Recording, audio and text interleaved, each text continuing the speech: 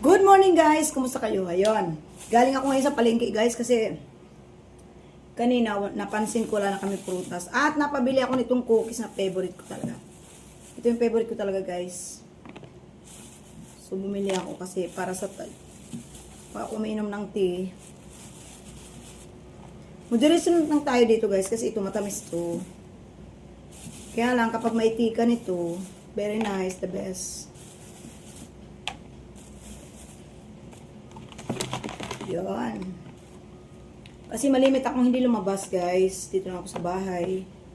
And then, gusto ko may kinakain ako. Kinakain dala.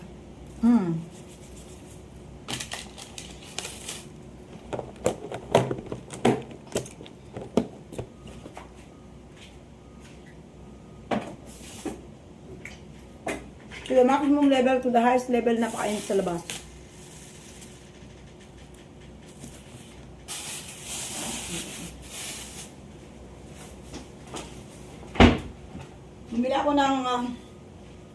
Bumili ako ng papaya, saging, at of course, ang grapes. Kasi yan ang pinapakain ko kay Mr. Instead na kumain siya ng mga